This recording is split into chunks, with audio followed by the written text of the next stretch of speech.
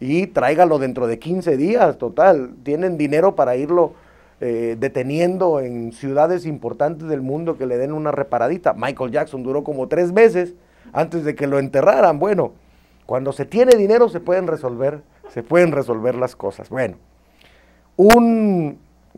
no sé si quepa en este momento decir mis condolencias a la familia de Nigris después de lo que he dicho, pero bueno, sí, ¿no? Se murió el Tano, una buena persona, un malísimo jugador, y bueno, dejemos ya que descanse en paz. Bueno, paso a otro punto.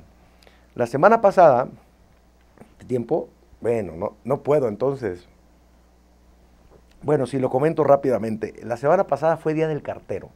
Se me olvidó comentar aquí que era Día del Cartero y quiero aprovechar. Quería comentarlo no en sí para felicitarlos, porque en realidad, bueno, pues los carteros son como una especie en extinción.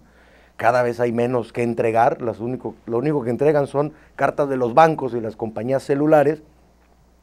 Pero yo quería aprovechar el programa para disculparme a nombre mío, a nombre de mi familia, a nombre de todo México. Es más, no disculparme, les pido perdón a nombre de todo el país por el uniforme tan feo que les ha puesto esta administración, este gobierno. Se ven horribles vestidos de Jorge Campos, repartiendo cartitas en toda la ciudad, un uniforme rosita con verde que bueno, es hasta ofensivo para la vista, pero que la semana pasada fue su día.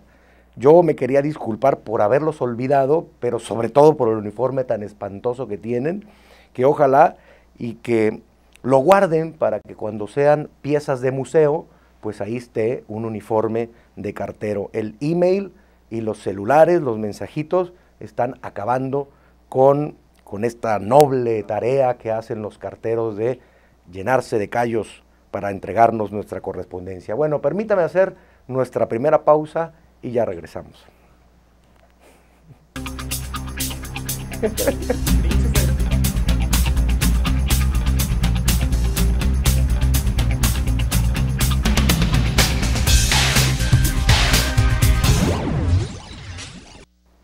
Bien, ya estamos de regreso en nuestro programa. Yo soy Freddy Castañeda y estoy siendo víctima en este momento de las miradas amenazantes de África Pantoja, que está del otro lado del estudio, por haber dado a conocer esta expresión que dije de que si de Nigris era un tronco en la cancha, a lo mejor era un toro en la cama. Bueno, esa parte yo no la cuestionaría, ni me interesa tampoco saber si lo era o no. Bueno,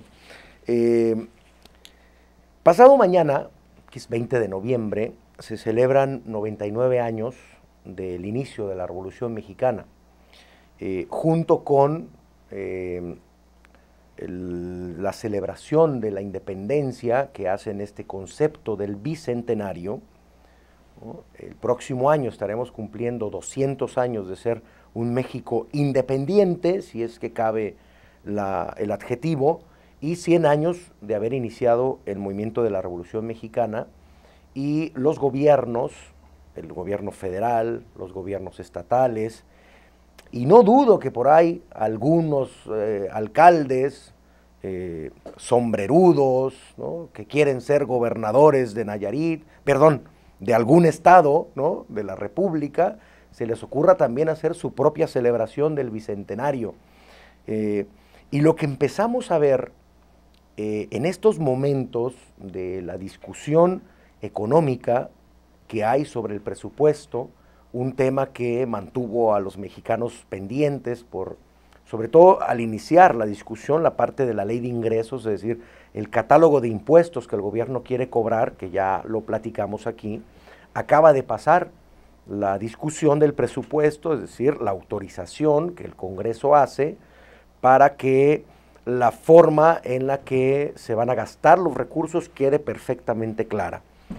Aunque no hay mucha claridad en algunos conceptos, dicho sea de paso, el PRI con su aplastante mayoría, ¿no?, ha quitado una serie de candados para que los gobernadores, todos, sobre todo los de su partido, bueno, manejen el recurso a diestra y siniestra, a discreción, vuelvan a tener en su haber la caja chica, que es donde sacan, manotean el dinero, y esto va en prejuicio de quienes finalmente generamos o hacemos la carga tributaria que mantiene la estructura del gobierno y el funcionamiento de todas las acciones que un gobierno realiza. Bueno, empezamos a ver y empezamos a escuchar la cantidad de recursos que los gobiernos se piensan gastar para hacer la celebración del Bicentenario. Yo confieso que no tengo una posición muy clara si a favor o en contra del hecho de hacer una gran celebración del Bicentenario. Yo creo que sí, este país debería de conmemorar con bombo y platillo, y si es necesario con un derroche de recursos, que cumplimos 200 años de haber iniciado el movimiento independentista de entonces, de la Nueva España, y el centenario del inicio de la Revolución Mexicana, que por ahí hay una controversia de si empezó el 20 de noviembre o el 19, porque fue el 19 de noviembre cuando los hermanos Cerdán se levantan en Puebla y algunos historiadores es lo que consideran el inicio de la Revolución. Bueno, es una polémica igual intrascendente, pero el hecho de que todo mundo con su recurso propio quiera hacer una celebración del Bicentenario ya convierte en exageración, ya convierte en exceso y ya convierte en dispendio una acción que bien pudiera ser una gran fiesta para los mexicanos,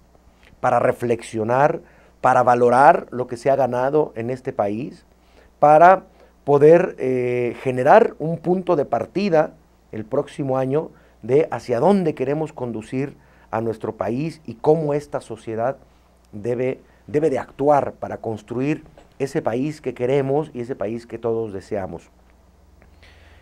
Tal vez pensar en una celebración, ¿no? Que el gobierno federal, los gobiernos estatales, los gobiernos municipales, si quieren los comités de acción ciudadana, lo que quieran, pues, que se pongan de acuerdo y que haya una sola celebración. Si quieren hacer un festival cultural en el país, me parecería genial. Si quieren hacer un festival deportivo, me parece genial. Que las instituciones privadas se pongan de acuerdo. Que el torneo de fútbol del próximo año se llame el torneo del Bicentenario. Es decir, que todos seamos parte de esta fiesta, pero que no la convirtamos en un dispendio de recursos en este momento en el que el país está colapsando por una crisis económica de la que ya hemos hablado muchas veces, pero que al parecer se les olvida a quienes hoy tienen la responsabilidad de generar las políticas de ingreso de recursos, de distribución de los recursos, y siguen entonces con esta política de dispendio del México de los 80s, del México de la abundancia. Se les olvida que este país está en crisis, que hay una crisis de empleo, ¿no? Hay un gran desempleo en este país.